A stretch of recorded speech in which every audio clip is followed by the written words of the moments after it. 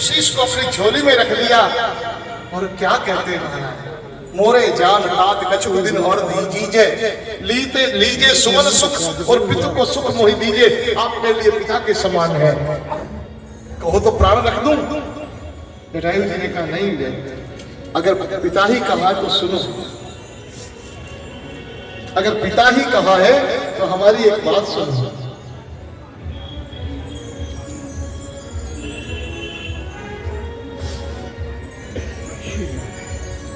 जैसे एक पुत्र अपने पिता की अंतिम संस्कार करता है, ये राम आप ऐसे ही मेरा ख्याल रखते हैं।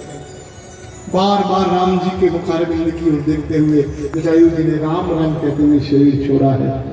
धन्य है वो पक्षी होने के बाद भी एक अबला की रक्षा के लिए वो जानता है कि मैं रावण से टक्कर नहीं ले सकता, रावण के मुकाबले में जीरो हूं, लेकिन अबला की रक्षा के लिए भिड़ गया, काल से भिड़ गया, मृत्यु स्वीकार कर ली।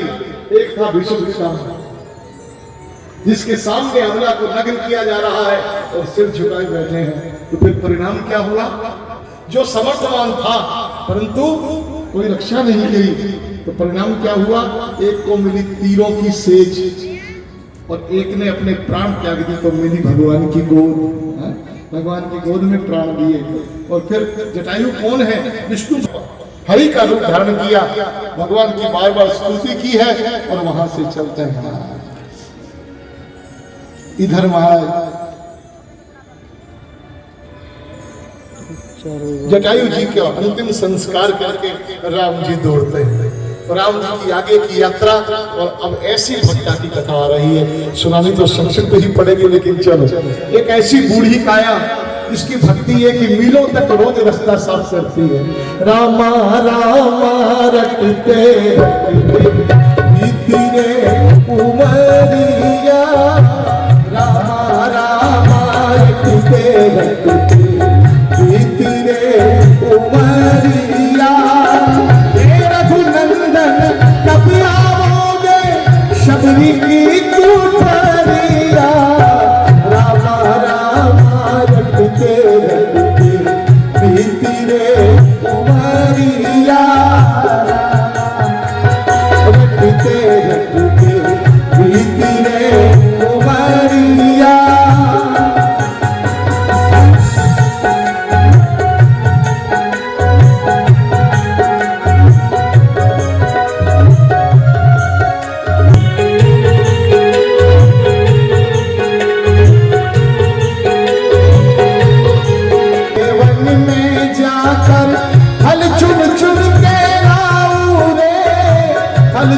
चुन के लाऊं रे अपने राम को भोग लगा कर,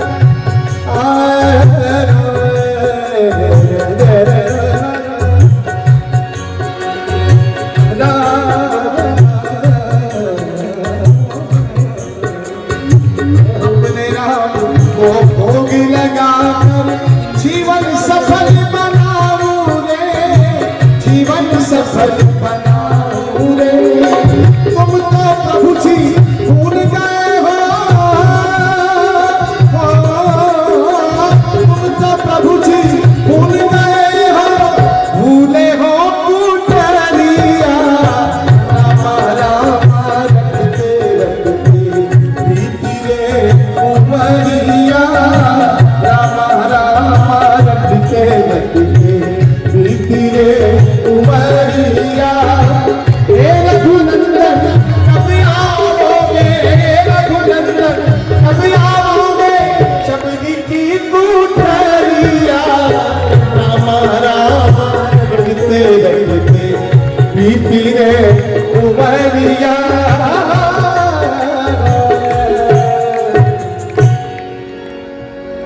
राम राम रटते रटते उम्र बीत रही है। राम जी कब आओगे, कब आओगे, कब आओगे?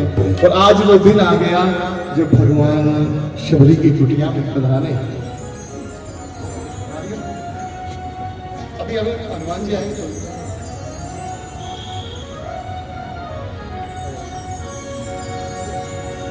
शबरी ने देखा, हाँ जी करता बस, ये कथा थोड़ी अमृत है, अमृत।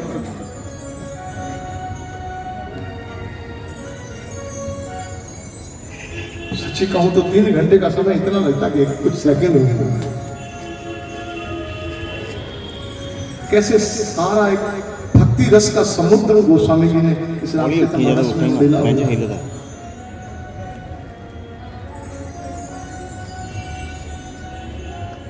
राम जी ने आवाज लगाई, देवी शबरी कहां हो? ए मैया, ए शबरी माता। आंखों में, बूढ़ी आंखों में चमक आ गई प्रभु की आवाज सुन के। मेरे नाथ आ गए, मेरे प्रभु आ गए, बावली हो गई मां, मेरे नारायण आ गए, आओ आओ प्रभु आओ। रोज चौका लगाती है, मैं तो कर रही रास्ता साफ, राम इन राही आएंगे। मेरे गुरुजी ने कहा आएंगे, मेरे गुरुदेव मतंग मुनि ने कहा है बेटा मेरे जीवन काल में वो राम आया कि नहीं आया, पर तेरे जीवन काल में वो राम तेरी कुटिया में आएगा। मेरे गुरु की वाणी मिथ्या नहीं हो सकती। जिसको गुरु पर इतना अटल विश्वास होता है उसके शिष्य के पास राम को आना ही पड़ता है, आना ही। गुरु के वचनों की टालने की तो परमात्मा में भी हिम्मत नहीं है हमारा। गुरु के वचनों को नहीं टाल सकता, परमात्मा भी नहीं टाल सकते। मुझे एक बात याद आ गई, एक संत थे, थोड़ा सा टाइम, कोई दिक्कत तो नहीं, 15-20 मिनट ज्यादा हो जाए। एक संत आवाज लगा, एक सेठ सेठानी थे, सुनना जरा ध्यान से, गुरु की वाणी देखो, संत की वाणी क्या कहती है। एक सेठ सेठानी के संतान नहीं है, बुढ़ापा आ गया, 50 साल के हो गए, रो रहे हैं, आंगन में बैठे रो रहे हैं, हमारे औलाद नहीं है, मर जाएंगे, निपुते मर जाएंगे। देव ऋषि नारद ऊपर से आ रहे हैं, उन्होंने देखा बेचारे रो रहे हैं, नीचे उतर गए, क्या बात है? बोले हमारे औलाद नहीं है। देव ऋषि आप भले आए, आप भगवान से पूछना हमारे भाग्य में संतान है कि नहीं। देव ऋषि नारद बोले ठीक है, नारायण नारायण करते चले गए, भगवान के पास गए। कभी भगवान से पूछा, मृत्यु लोक में एक सेठ सेठानी है, महाराज वो रो रहे थे, मेरे को दया आ गई, मैं चला गया। भगवान बोले तू क्यों जाता है मृत्यु लोक में, तेरे को क्या लेना देना? बोले प्रभु चला गया, अब बताना तो पड़ेगा उसके भाग्य में औलाद है कि नहीं। भगवान बोले जाके कह दे इस जन्म में नहीं, आने वाले 7 जन्मों में उनके कोई संतान नहीं होगी, 7 जन्मों में नहीं होगी। नारद बेचारा बोले क्या कहूं, ये कोई समाचार बढ़िया जो जाके कहूं, फिर भी कहना तो है। नारद जी सेठ के घर में गए, सेठ की बेचारी बड़ी आशा से उसने नारद की ओर देखा, क्या मैसेज लाए भगवान का? नारद बोले माड़ा मैसेज है, बुरा मैसेज है। क्या? बोले इस जन्म में नहीं, 7 जन्मों में तुम्हारे संतान नहीं होगी। अब तो दहाड़े मार मार के रोए, जब भगवान ने डिक्लेयर कर दिया कि तुम्हारे 7 जन्मों में संतान नहीं होगी, अब हमारे औलाद हो ही नहीं सकते। सबर करके बैठ गए। सेठ अपनी दुकानदारी करने लग गया, क्या करें? एक दिन सेठानी घर में रोटी बना रही है, एक अलमस्त फकीर, एक संत उस गली में क्या आवाज लगा रहा है, कोई जितनी रोटियां खिलाएगा उतना ही पुत्र पाएगा। भूख बड़ी जोर से लगी है, जो जितनी रोटियां खिलाएगा उतना ही बेटे पाएगा। सोचा पुत्र तो होना हो, पर बाबा को रोटी तो खिलाई नहीं। आओ महाराज फुल्का चख लो, बुला लिया। जब संत को भूख लगी थी, भाई बहनों 4 रोटी खा लिया। सेठानी ने हाथ जोड़ दिए, जल पिला दिया, बड़े तृप्त हो गया संत और कहने जा पुत्र, जा बेटा, तेरे 4 लड़के होंगे, 4 बेटे होंगे। सेठानी ने मन में सोचा चलो बाबा ने कह दिया, हरी इच्छा होने तो है नहीं। शाम को सेठ जी आए और एक संत आए थे, कहते जितनी रोटियां खिलाएगा उतने पुत्र पाएगा। 4 रोटियां खाई, कहते जा तेरे 4 बेटे होंगे। सेठ हंस पड़ा। खैर व्यस्त धर्म का पालन हुआ, 1 साल में 1 पुत्र हो गया, दूसरे साल दूसरा बेटा, लगातार 4 साल 4 पुत्र, और चारों को गोद में खेल के लाला जी हरे भरे हो गए। महाराज घर किरकारियों से गूंज गया, आनंद ही आनंद। एक दिन देव ऋषि फिर जा रहे थे, नीचे दृष्टि गई, बोले सेठ जी के तो 4-4 हैं। नीचे उतरा, बोले गोद ले लिए होंगे। सेठ देखते ही बोला, ओ बाबा, ओ नारद जी, झूठ बोलते हो, शर्म नहीं आती तेरे को? मैं भगवान से पूछ के आया हूँ, 7 जन्मों में भी नहीं होंगे। ये देख, एक संत को रोटी खिलाई, 4-4 बेटे हो गए। ये क्या भगवान की इच्छा से नहीं हुए? जब सब कुछ भगवान ही करते हैं तो ये भगवान की इच्छा थी। नारद को बड़ी गिलानी आई, बड़ी झिझक हुई, भगवान ने मेरे से झूठ क्यों बोला? देने थे तो दे देते, इनकार क्यों किया? बड़े गुस्से में भगवान के पास बैकुंठ में गए, भगवान से बोले प्रभु मैंने कोई मना किया था? अगर देने ही थे तो महाराज दे देते, मेरे को बता देते, मैं कह देता। भगवान बोले रे देनी मजबूरी हो गई मेरी, थे तो नहीं उसके भाग्य में, पर मेरी मजबूरी हो गई यार, मैं वहां कुछ नहीं बोल सकता। बोले क्यों? बोले मेरे उस पहुंचे हुए फकीर ने, जिसका जीवन ही मेरे पे समर्पित है, उसने कह दिया कि तेरे 4 होंगे, उसकी बात टालना मेरे बस में नहीं है। नारद बोले ऐसा कौन सा फकीर आ गया, क्या कर दिया उसने तुम्हारा? भगवान बोले देखना चाहते हो? और जेड़े मेरे होंगे ना वो अलग ही लीला होती है उनकी अलग सोच हो जाती है, उनका रहना सहना अलग हो जाता है। नारद बोला दिखाओ कैसा बाबा है वो। भीषण जंगल में भीषण बरसात, नारद जी और भगवान नारायण वेश बदल के 2 राहगीरों का वेश बनाया, 2 पथिकों का वेश बनाया और भीषण बरसात में जंगल में चले गए। देखा गहरे जंगल में कुटिया, और कुटिया में वही बाबा। भगवान ने जाकर के कहा महाराज जी प्राण निकल रहे हैं, भूख के मारे अतड़ियां निकल रही हैं, मर जाएंगे, हम तेरी कुटिया में ही प्राण छोड़ देंगे, इतनी भूख लगी हुई है। संत ने कहा बेटा, अब संत ने देखा दोनों को, बोले बेटा मेरे पास तो सूखा आटा पड़ा है, किसी ने भिक्षा में दे दिया, तुम कहो तो मैं रोटी बना देता हूं। बोले बाबा बना दे। बोले मेरी एक शर्त है, मैं बीच में अपना जो चदरा बांधा हुआ होता है गेरुए रंग का, उसकी दीवार बना दी बीच में, लंगोट में बैठ गया संत। बोले इधर मत देखना, तो परली तरफ बैठ जाओ, छोटी सी झोपड़ी बीच में से चीर दी, अपने चादरे का पर्दा लगा दिया। अब चूल्हा जल गया, रोटी गरम गरम बन रही है, उस चादर के नीचे से आ रही है, भगवान खा रहे हैं और रो रहे हैं। नारद जी भी खा रहे हैं, भगवान फुल्का खा रहे हैं और रो रहे हैं, आंखों में आंसू। नारद बोला इतने स्वाद रोटी है फिर भी रो रहे हो प्रभु? वो बोले नारद जरा सोच, इतनी भीषण बरसात हो रही है और ये बाबा रोटी कहां से खिला रहा है? कोई सूखी लकड़ी है जंगल में? तू कभी गौर तो कर, लकड़ी आई कहां से इसके पास? नारद बोला बात तो ठीक है, चूल्हा भी जल रहा है, लकड़ी के इधर आ मेरे साथ। और जैसे ही नारद का हाथ पकड़ के भगवान दूसरी तरफ लेके गए तो नारद की आंखें फटी रह गई। आग जल रही है पर लकड़ी नहीं है। साधु ने अपना पैर अग्नि के अंदर दिया हुआ है, पैर का मांस जल रहा है, ऊपर रोटी बनाई जा रही है। भगवान बोले एहो जिहा दी गल किवें टाल दे मैं, जो मेरे नाम पर अपने शरीर का भी कुर्बानी कर देते हैं, अपने शरीर को भी त्याग देते हैं।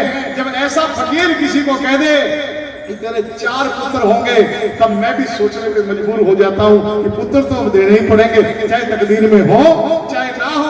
वहां भगवान को फिर अपनी वीटो पावर इस्तेमाल करनी पड़ती है। भगवान संत करवा देते हैं।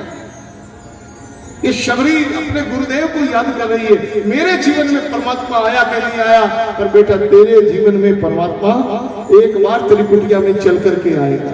आज वो दिन आ गया है। शबरी माता पोछा लगा के हटी है और जो ओढ़नी जिससे मिट्टी के हाथ पहुंचे, मिट्टी में सने हुए हाथ उससे पहुंचे हैं, और महाराज उससे पहुंच करके तभी राम जी आ गए। मैया प्रेम मगन मुख वचन में आवा, इतनी प्रेमा भक्ति में प्रसन्न हो गई। पुनि पुनि पद सरोज सिर नावा, सादर जल ले चरण पखारे और पुनि सुंदर आसन बैठा। जल लेकर के चरण धोए भगवान के और वो ओढ़नी चीर ली, उसी को उस चौतरे पे बिछा दिया, बैठो प्रभु बैठो। और भगवान प्रेम में अलबेले मस्त होकर के बैठ गए। लक्ष्मण जी तो थोड़े से सोच रहे हैं कि इस गीली गीली मिट्टी पर भगवान बैठ गए, पर नारायण बैठ गए, क्योंकि भगवान वस्तु नहीं देखते, भगवान पदार्थ नहीं देखते, भगवान देखते हैं ये तो प्रेम की बात है उधो, बंदगी सबके बस की नहीं है। शबरी मैया ने बैठाया, कन्न फूल फल सरस अति दिए राम कहमान, दौड़ करके डलिया उठा करके ले आई। डलिया समझ, टोकरी, उसको डलिया बोलता है हिंदी में। वो उठा करके ले आई और इतनी प्रेम दीवानी हो गई, इतनी प्रेम में मग्न हो गई, भगवान को भोग लगा रही है और खुद चख रही है। ठहरो प्रभु, ये मीठा ये खाओ, इसको छोड़ो, ये ज्यादा मीठा ये खाओ। कंदमूल फल सरस अति, रस से परिपूर्ण जूठे खिला रही है। हाँ, और भगवान प्रेम सिखा रहे हैं। आनंद में डूबे हुए, कौन देखे बेर है कि क्या है, खिलाए जा रही, प्रेमी खिला रही है, प्रेमास्पद प्रेम खा रहा है। भगवान ने एक बेर लिया, अरे लक्ष्मण तुम नहीं खा रहे भाई, एक तो चख के देखो, एक तो खाओ। लक्ष्मण ने ले तो लिया डलिया में से बेर, किंतु गुप्त रख राम से पीछे फेंका हुआ, पीछे फेंक दिया। अब भगवान से सब कुछ सहन हो सकता है जी, पर भक्त ने इतने प्रेम से तुझे खिलाया और तूने इसका अपमान अनादर कर दिया, पीछे फेंक दिया। तो लक्ष्मण कान खोल करके सुन, आज का अपमान तुझे बहुत महंगा पड़ेगा। तेरा जीवन दांव पे लगा होगा, तब ये बेर ही होगा जो तुझे जीवन प्रदान करेगा। भगवान ने गुप्त आज्ञा दी, पवन देव बोले हाँ प्रभु, ले जाओ इसको गंधमादन पर्वत पर। वहां से बेर को उड़ा करके पवन ले गया सुदूर उत्तर में गंधमादन पर्वत के ऊपर, जहां संजीवनी बूटी बना वो बेर लक्ष्मण के काम आया। शबरी को भगवान ने नवदा भक्ति का उपदेश दिया। समय नहीं है कि खुलासे से 8 बजने वाले हैं, लेकिन फिर भी थोड़ी सी बता। प्रथम भक्ति संतन कर संगा। अब बताओ, नो में पहली भक्ति है संतों का संग। कुछ नहीं करना, कुछ नहीं करना, केवल संतों का संग करना। अच्छा भाई, मैंने एक और निवेदन कर दूं, पहले ये समझ लेना कि जिसकी सेवा कर रहे हैं वो संत है भी कि नहीं, ये समझना बहुत जरूरी है। मैं फिर कह रहा हूं, परसों की कथा में थोड़ा सा आया था, पहले होता है साधु, पहला शब्द है साधु। साधु जब अपनी साधना की ऊंचाई, साधु किसको बोलते हैं? जिसमें 5 गुण होते हैं। पहला साधु कौन होता है? साधना रत, जो साधना करे सो साधु, जो स्वग्रही वो साधु, जो सदाचारी हो वो साधु, समझ रहे हो? जो सावधान हो वो साधु, समझ रहे हो बात को? ये गुण है साधुओं के। और जिसकी अपनी एक वेशभूषा हो, जिसका अपना एक मठ हो, उसका नाम साधु है। साधु कोई पीले वस्त्रों वाले होते हैं, कोई गिरमे वस्त्रों वाले होते हैं, कोई काले कपड़ों वाले होते हैं, कोई सफेद वाले होते हैं, उनका तिलक भी अपने ब्रांड का होता है, तो सो साधु। और साधु जब ऊंचाई, अपने भजन में ऊंचाई प्राप्त कर लेता है, तो वो बनता है संत। क्या बनता है? साधु पहली कैटेगरी है और उसकी ऊंचाई का नाम है संत। और संत जब और ऊंचा उठ जाता है, वो संतत्व की सीमाएं लाने जाता है, तब वो बनता है महात्मा। क्या बनता है? महात्मा। उस महतत्व से अपने आप को जोड़ लेना, वो महात्मा। अब यहां भगवान ने पहली भक्ति क्या कही है? प्रथम भक्ति संतन कर संग। तुम किसी सदाचारी संत की संगति करो, बस तुम्हें कुछ नहीं करना, कुछ नहीं करना, केवल संगत करनी है। उससे दूसरी भक्ति तुम्हारे अंदर उतर जाएगी। प्रथम भक्ति संतन कर संगा, और दूसरी भक्ति कौन सी है? वो दूसरा रति मम कथा प्रसंगा, जो ये तुम आप लोग कर रहे हो। मेरी कथाओं में तुम्हारी रति लग जाती। तो रति किसको बोलते हैं? रति मैंने इसको यूं समझ लो, बिल्कुल समर्पण भाव से अंदर लग जाना, समर्पित भाव से लग जाना, उसका नाम रति। जैसे भरत जी मांगते, जन्म जन्म रति राम पद, सीता राम चरण रति मोरे। रति मैंने एकदम से बिल्कुल लग जाना, उसके अंदर ही समा जाना। तो तुम्हारे अंदर संत का संगति करने से क्या भाव उतरेगा? बोले दूसरी रति मम कथा प्रसंगा। और तीसरी भक्ति क्या है? बोले गुरु पद पंकज सेवा, गुरु के चरणों की सेवा करना। लेकिन कैसे करना? शर्त साथ लगी हुई है। चौथी भक्ति है गुरु पद पंकज सेवा। तीसरी भक्ति अमान, शर्त लगी हुई है, अमान भाव से सेवा करे, अहंकार लेके सेवा ना करे। और चौथी भक्ति मम गुण गण चौथी भक्ति है मेरे गुणों का गान करे, लेकिन शर्त क्या है? करे कपट तजी गान। मन में कपट नहीं होना चाहिए, बिना कपट का भजन होना चाहिए, बिना कपट का। और मंत्र जाप मम दृढ़ विश्वासा, मेरे मंत्रों का दृढ़ विश्वास से जाप करे। अच्छा, मंत्र राज कौन है? हरे रामा राम राम हरे हरे, हरे कृष्णा कृष्ण कृष्ण हरे हरे। पंचम भजन से वेद विकास। और छठ तल, छठी कठिन है। छठ तल सील विरति बहु कर्मा, अपने इंद्रियों का दमन करे और बहुत से कर्मों से विरक्ति पैदा करे। निरंतर सज्जन धर्मा, निरंतर सज्जनों के धर्म में लगा रहे। और सातवीं भक्ति है मोई मैं सब जग देखा, सबको सीताराम समझे, सबको परमात्मा समझे। थोड़ी कठिन पड़ती है। एक जगह में नवदा भक्ति बता रहा है इसे, जब ये भक्ति की बारी आई कि सातम सम मोहि मैं जग देखा। यह विचारणीय बात है। सब में परमात्मा को देखो, परमात्मा देखो नहीं, परमात्मा ही है, सब में वही है। समय घट राम बोल रहे, राम बिना कौन बोले? राम तो बोलता सकते हैं। लेकिन यहां विचारणीय ये है कि अगर जज की कुर्सी पे बैठा हुआ व्यक्ति निर्णय लेने से पहले ये सोच ले कि जो अपराधी है उसके अंदर भी राम है, तो मैं दंड किसको दूं,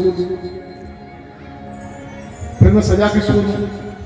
तो यहां समझने की बात है कि व्यवहारिक जगत में व्यवहार तो बिल्कुल अलग अलग होता है। व्यवहारिक जगत में व्यवहार की बात नहीं, व्यवहार में सब अलग अलग है, लेकिन तत्व की दृष्टि से सब परमात्मा है, सब परमात्मा। थोड़ी सी कठिन है, लेकिन कोई ज्यादा मुश्किल नहीं, समझ में आ जाएगी बात। अब व्यवहार में तो हम अपनी पुत्री से अलग व्यवहार करते हैं, पत्नी से अलग करते हैं, माँ से अलग करते हैं, बहन से अलग करते हैं, भाई से अलग करते हैं, पिता से अलग करते हैं। लेकिन व्यवहार का जगत अलग है। लेकिन ये कभी व्यवहार करते हुए ये याद रखे कि चाहे है अलग अलग, पर सबके अंदर ज्योत और नूर तो एक नूर के सब जग उपजे, अलग तो कोई है ही नहीं, सभी है परमात्मा का ही स्वरूप। सी राम मैं सब जग जानी। आठवां जथा लाभ संतोष। आठवीं भक्ति है जो मिल जाए उसमें संतोष करे। हाय हाय हाय नहीं करे। बीमारी बड़ी तकड़ी पड़ी हुई, हाय हाय की। पड़ोसी ने 2 पराठ ले लिए, हमारी नींद उड़ गई। पलाट लिए पड़ोसी ने, नींद हमारी खराब। हाय हाय बंद करो अपने अंदर की। शासन 8वां जथा लाभ संतोष। 8वीं भक्ति है जो परमात्मा दे दे उसमें संतोष करना। और नवम सरल। 9वीं भक्ति क्या है? सरलता। सब छलहीन, सबसे छलहीन व्यवहार करेगा। और मन भरोस, ईश्वर का भरोसा रखो अपने मन में, वो मेरे साथ है। पुरुष जगल बंधु निधाना, जय सिया राम जय सिया राम। हरि बटु रूप देखते जाई, जय सिया राम जय सिया राम। जय सुजान की सयन बुझाई, जय सिया राम जय सिया राम।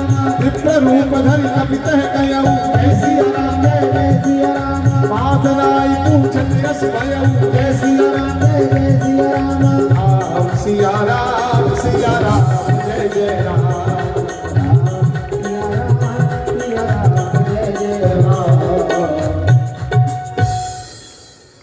बोलिए बालाजी महाराज की जय हो। ये हमारे यहाँ की मानस की परंपरा है। जिस दिन हनुमान जी महाराज का कथा में वार कोई भी हो, जिस दिन कथा में आगमन होता है, उस दिन जिस भी संस्था के प्रधान जी की ओर से, पूरी संस्था की ओर से भगवान हनुमान जी महाराज को वस्त्र और नारियल और दक्षिणा की भेंट चढ़ाई जाती है। हमारे मुख्य यजमान माता जी ने, उषा धमन जी ने सह परिवार ये हनुमान जी महाराज को प्रसन्न करने के लिए ये भोग प्रसाद दिया है। संस्था की ओर से भी, जय गणेश सेवा समिति की ओर से भी, सारी संतों की, पूरे सरिंद शहर की ओर से, आने वाले हमारे सभी योग्य महानुभावों की ओर से, प्रतिनिधि जन प्रतिनिधियों की ओर से, राजनीतिक, सामाजिक और जहां हमारे पूरे समाज में जो उत्थान के लिए वो हर व्यक्ति जो नालायिक रहता है, उन सबको मैं नमन करते हुए सबकी ओर से ये भेंट हनुमान जी के चरणों में दे रहे हैं। बड़े प्रेम से जयकारा बोलिए, बोले बजरंग बली महाराज की जय। पूरे नगर पर, पूरे ठाकुर हमारे देश पर, पूरे संसार पर और विशेष रूप से इस हिमायूपुर के सरहिंद नगर पे भगवान की कृपा बनी रहे, बालाजी महाराज की कृपा बनी रहे। इन शब्दों के साथ हनुमान जी का बहुत बहुत स्वागत है। बहुत बहुत धन्यवाद।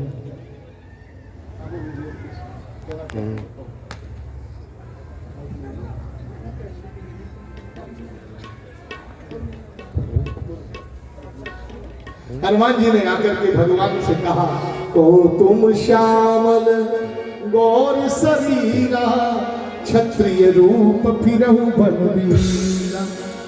हे श्याम और गोरे रंग वाले वीरों, आप कौन हैं? कहीं तुम, देखो हनुमान जी की व्याख्या देखिए, कहीं तुम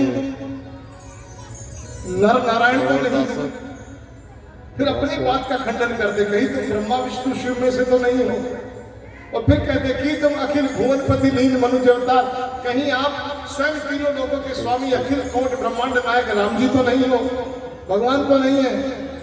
और भगवान मुस्कुरा दिए, बोले देखो पहचान भी रहा और नहीं भी पहचान, ये मेरी माया है। ये माया है कि बहुत नजदीक रहने वाला व्यक्ति भी, बहुत पास रहने वाला व्यक्ति भी, अब जरा सोचो भाई बहनों, सोचो, इसलिए नित्य सत्संग करना जरूरी होता है। हनुमान जी थोड़ी देर थोड़ा अलग क्या रहे, भगवान को सामने देखकर भी थोड़ी सी गड़बड़ होने लग गई तो हम तो अपने घरों में उलझ जाते हैं महाराज। इसलिए घर में बैठ करके भी रोज भगवत चिंतन करो। ज्यादा नहीं तो मैं फिर कह रहा हूँ, सोने से पहले का समय तो हमारा होता है, सोने से पहले का समय, सोने से पहले 5 मिनट अपने इष्ट का ध्यान करो। हे प्रभु तेरी बड़ी कृपा है, बड़ा सुंदर दिन बिताया है, अब रात को सो रहा हूँ और सोते हुए मैं और मेरा परिवार तुम्हारे चरणों में समर्पित कर रहा हूँ, इनकी रक्षा करना। इतना कहने में कोई जोर जाता है महाराज। सवेरे उठो, बिस्तर छोड़ने से पहले हे प्रभु तेरा कोटानुकोट धन्यवाद, कोटानुकोट धन्यवाद, तूने बड़ी बढ़िया रात बिताई। हाँ,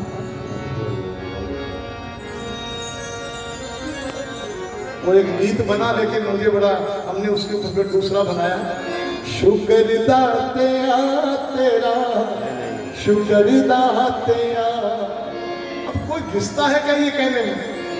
जिंदगी रही है, जिंदगी रही है, गुजर दातिया, शुक्र दातिया तेरा, शुक्र दातिया।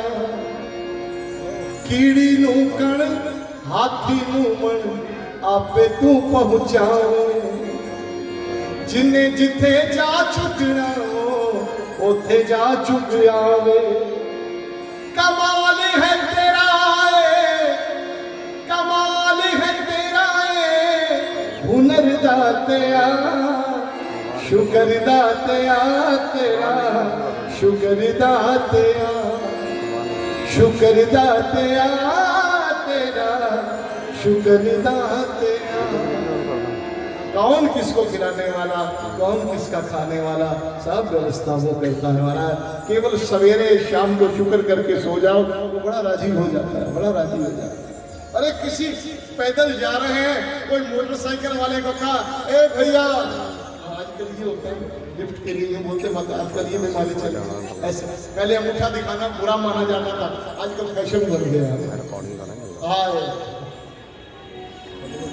मोटरसाइकिल रोक गया, उतने तक छड़ दे, वो वहां तक छोड़ देता, बड़ा उसका शुक्राना करते हैं, बड़ा शुक्र है तेरा। अब वो 2 मिनट के मोटरसाइकिल सवारी पे उसका धन्यवाद करते हैं, और जिसने 50-60 साल ये सवारी दे दी इतनी बड़ी, उसका कोई शुक्राना ही नहीं करते। कैसी गाड़ी दे रखी है, बड़ी बढ़िया गाड़ी दे रखी है ठाकुर जी ने, बड़ी कृपा कर रखी है। ये गाड़ियां तो बैठी सारी, और इस गाड़ियों के सवार तो अंदर है ना, शरीर तो गाड़ी है, इसकी सवारी अंदर बैठी है और वो अंदर वाला आनंद दे रहा है। अब ये अलग बात है कि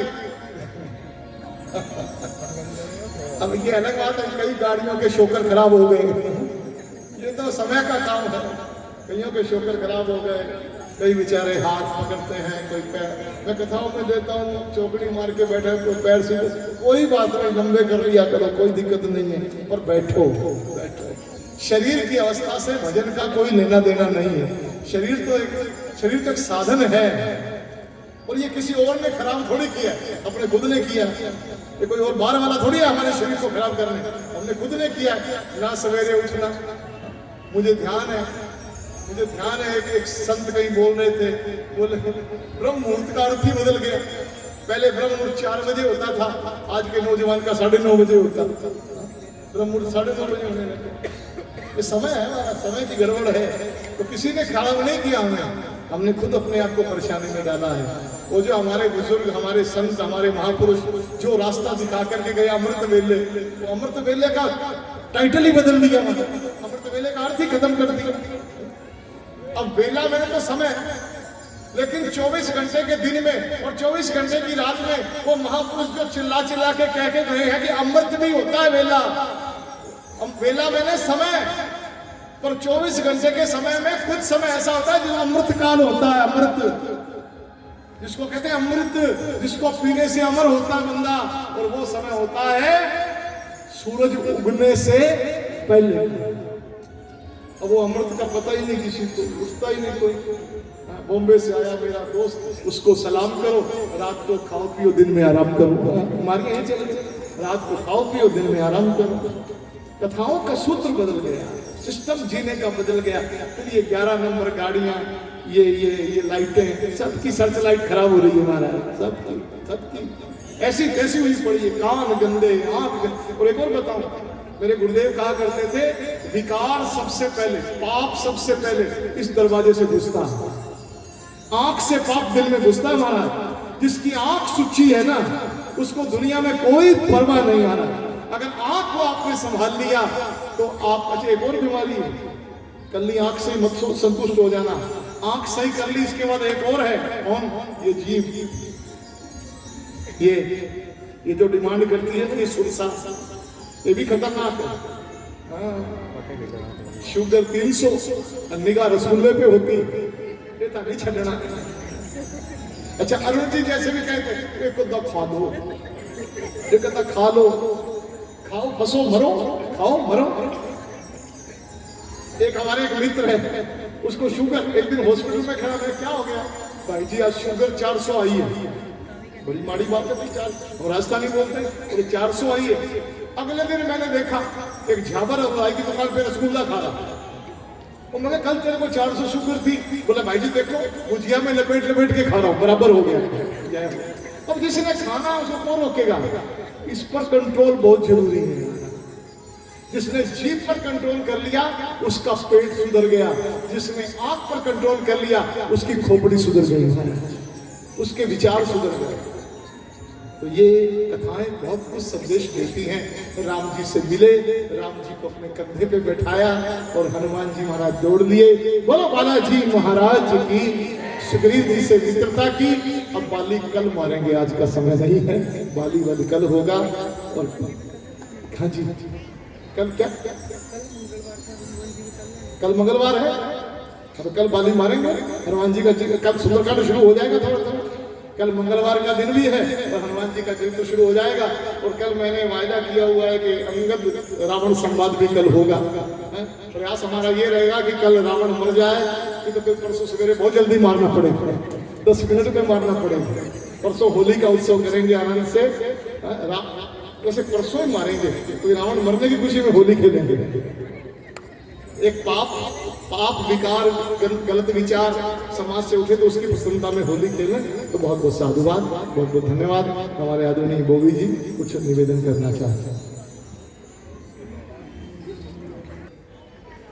आज आप सभी प्रभु भक्तों ने नमदा भक्ति को श्रवण किया। ये 9 प्रकार की भक्तियां होती हैं। यदि किसी इंसान में एक भी भक्ति पाई जाती है तो उसका जीवन स्वर्ग बन जाता है। शबरी में तो सभी 9 की 9 भक्तियां थी।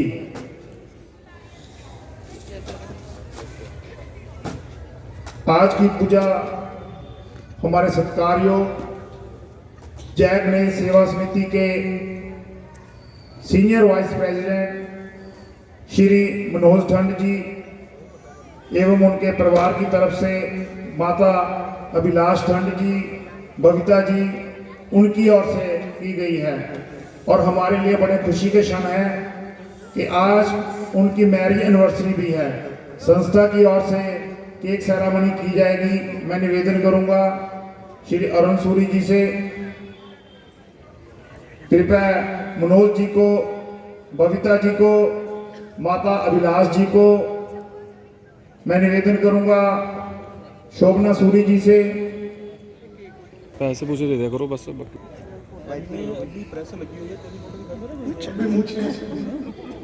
मुझे तो ਪ੍ਰਧਾਨ ਜੀ ਹੋ ਜਾ ਨਾਲ ਜਰਾ। हाँ यार, ਪ੍ਰਧਾਨ ਜੀ ਤੁਸੀਂ ਹੋ ਨਾਲ। ਚਲੋ ਕੱਟੋ, ਸ਼ਗਨ ਰੱਖ ਲਓ ਮੂਰੇ। ਚਲੋ ਜੀ ਕੱਟੋ। हैप्पी बर्थडे कर दो। आज के हमारे मुख्य अतिथि ला के रखो। मैं निवेदन करूंगा, इधर देखो हमें ला के प्रधान जी। आज के प्रसाद की व्यवस्था में भी इनका योगदान है। भाई सब ताली बजा के रखें, ठीक है, इनसे सब बधाई दो और आपको बहुत बहुत शुभकामनाएं, बहुत बहुत बधाई। व्यासपीठ की ओर से भी बहुत सारा अंकुर शर्मा जी, राय साहब, नरेश सिंह पंडित जी, अशोक दिमान जी, बलवीर सिंह जी, ਅੱਗੇ ਨੂੰ ਹੋ ਜਾਓ ਥੋੜਾ ਜਿਹਾ ਅੱਗੇ ਨੂੰ। सचिन जी, संदीप जी, इन्हें भी निवेदन है कृपया मंच के पास आए। ਇੱਕ ਮਿੰਟ और स्वामी आशीर्वाद दो, ਇਹਨਾਂ ਦੇ ਸਿਰ ਤੇ ਰੱਖੋ ਹੱਥ ਜੀ। ਇੱਧਰ ਦੇਖੇ ਹਾਂ ਜੀ, ਹੱਸ ਕੇ। नवदीप भारद्वाज जी, साथ में उनके चाचा श्री राकेश भारद्वाज जी और साथ में अशोक जी, परविंदर सिंह मंगा जी के, जो हिंद फतेह चैनल के माध्यम से दूर देशों में बैठे भारतीयों को ये कथा दिला रहे हैं। हम आभारी हैं रुपिंदर शर्मा जी के, जो हिंद जो पंजाब केसरी और जगबानी में डेली की डेली न्यूज़ लगा रहे हैं। हम आभारी हैं राजेंद्र भट्ट जी के, वो भी अपने चैनल और न्यूज़पेपर के माध्यम से और रीना जो सबसे पहले यहाँ आती हैं, गीता और रीना जो ऑटो में आते हैं। प्रधान जी, हाँ जी, हरगोविंद जी, हाँ जी।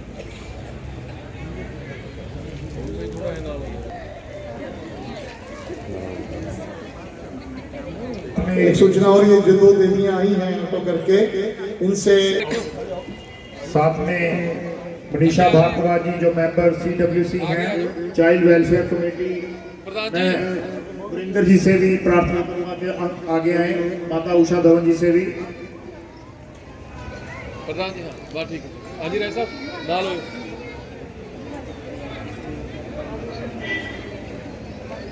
बात ठीक है प्रधान जी। हाँ जी, हाँ जी।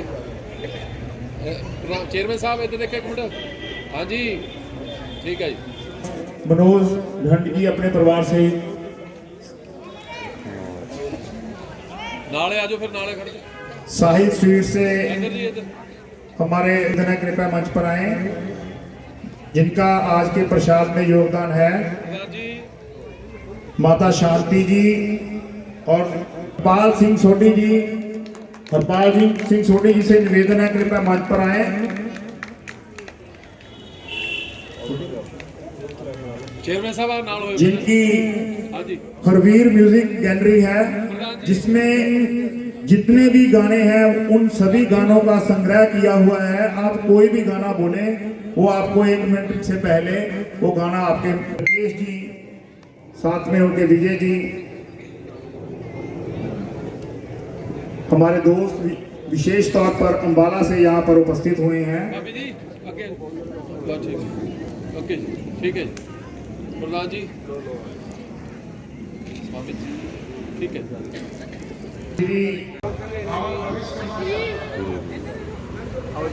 अंदर नहीं जा पा रहा, शरीर में जलन होने लगी। समझ के रावण की वैज्ञानिक जरूर कोई अगर शक्ति है जो मुझे अंदर जाने से रोक रही है। रावण पुत्री कह रहा था, पहले माँ का भिक्षा दो और सेकंड संबंध देगी पुत्री। मुझे बंदी भिक्षा देना चाहती हो? अगर भिक्षा ही देनी तो बाहर आओ इस रेखा से।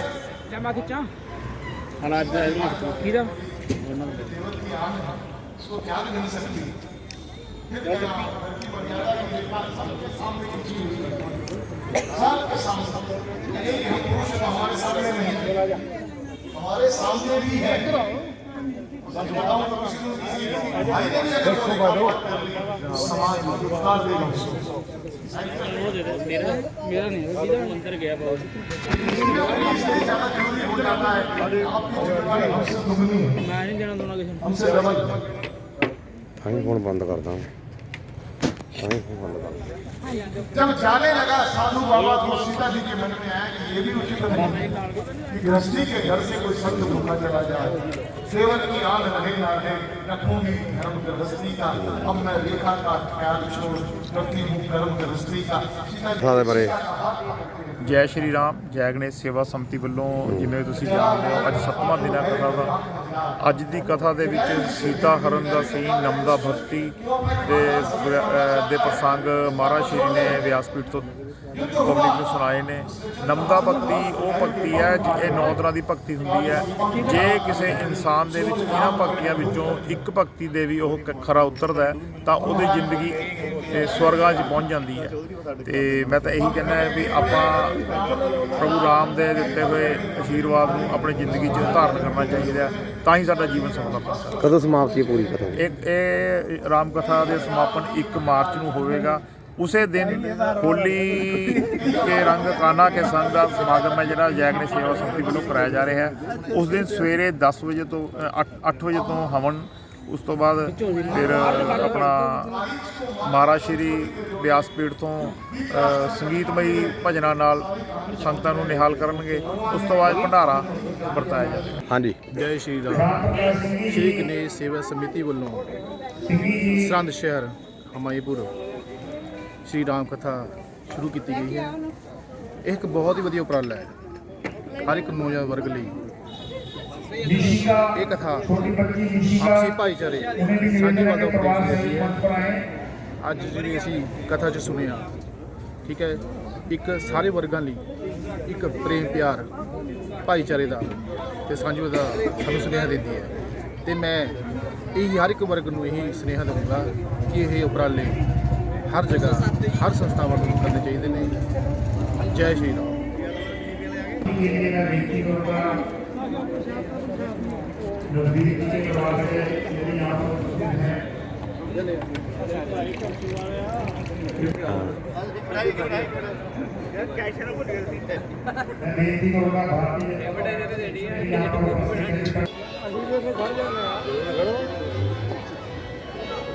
विकास जी से भी निवेदन है कृपया मंच पे आ गया है।